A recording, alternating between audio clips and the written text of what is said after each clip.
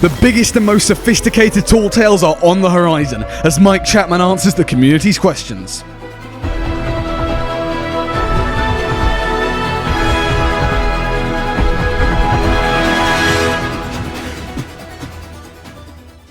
Okay, ladies and gentlemen, I know a fair few of us were concerned about this new expansion, The Legend of Monkey Island, adding the brand new Tall Tales.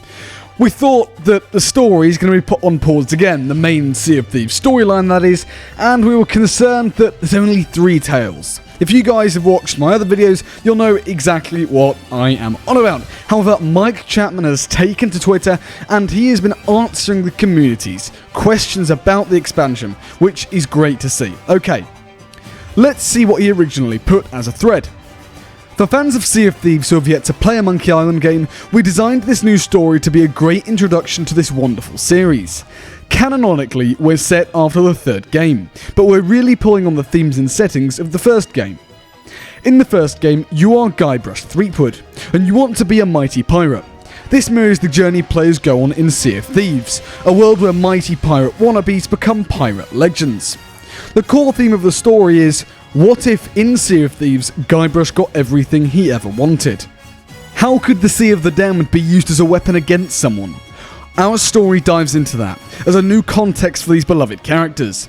If you play the 1st game, you'll get the most references, but this new story was designed to be a first window into the series, which I think is really cool, but really important that they've done this as well.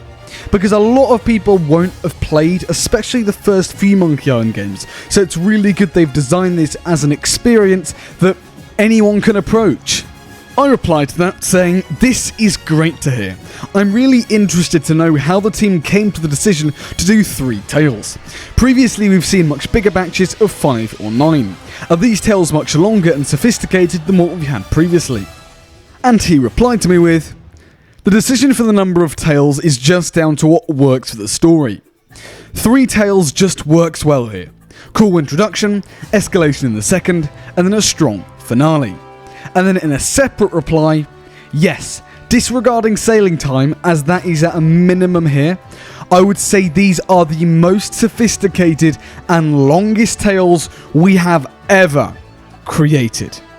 Now, provided Chapman's not over-exaggerating, which I'm pretty sure he's not, that is exciting news, especially considering that previous tales, the Shores of Gold tales, were really long. They were the longest tales by far.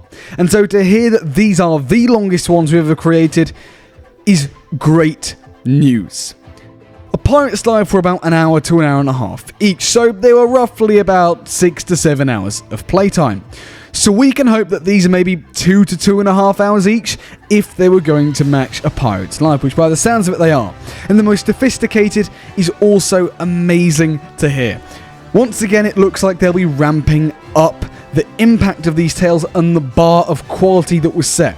If you noticed, in Shores of Gold, they had great tales, but Seabound Soul ramped up the bar of tall tales, Heart of Fire ramped it up even more. A Pirate's Life blew everyone away. It jumped the game's mechanics by a couple years in the space of literally a day, and now it looks like these are going to do the same.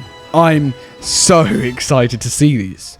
There were some other really good questions as well.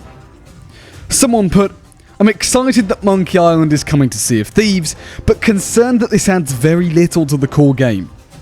Will we be seeing anything like a new world event, new area, or the return of Flameheart anytime soon?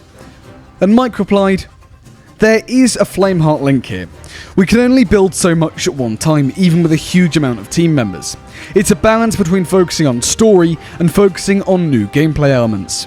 Sea of Thieves is rich and diverse, and so are the needs of our community. Now, I get that is a little bit vague there, but it's great to hear that there is a Flameheart link. That's really important that they do link the core story into this update. And hearing that he said they can only build so much at one time does mean their team is maxed out, which is great because during A Pirate's Life, obviously their team was maxed out, and they have only gained more members in co-development studios since then. So it really looks like these tales are going to be some of the best stuff we've gotten in ages. Someone else put, hey, is this content separate from Season 10? And Mike replied, yes. First tale launches near the end of Season 9, with the second and third throughout Season 10. Feel good about it, as there's a drop of cool content every month, then we hit Season 11. Strangely enough, I'm actually in agreement with this. I wasn't originally, because I thought, why hold back content?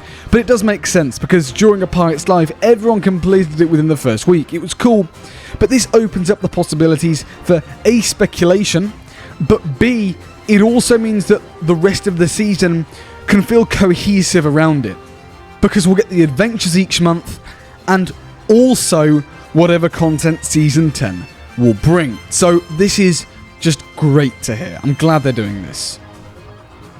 Someone asked, can this be played fully solo? And as the answer I'm sure all of us would be expecting, yes, all the tales take place outside of the shared world. Fellow Sea of Thieves content creator Ashiny Ray said, excited to dive in. Are Tall Tales coming back for good, or will we move back to adventures post Legend of Monkey Island? And Mike said, yes, adventures but with improvements, which is good to hear. Hopefully they've learned from adventures and what they need to do to make them interesting and impactful, because the story they're trying to achieve with adventures is really good, but they just don't feel really good and good to play and enjoyable at the moment.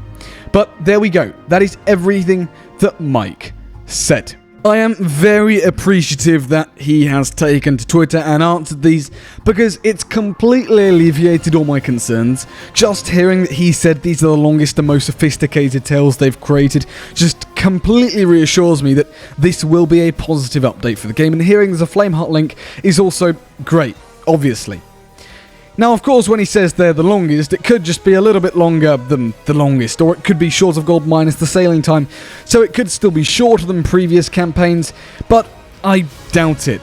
I think that considering Mike basically said that the whole team working on Sea of Thieves is flat out, it means all their assets have been put into this update, or future updates. Regardless, it's a positive thing for the game that the entire development team is completely working to capacity. Anyways, let me know what you think of all this down in the comments below. Are you excited for Monkey Island, and has Mike's tweets relieved your concerns about the update?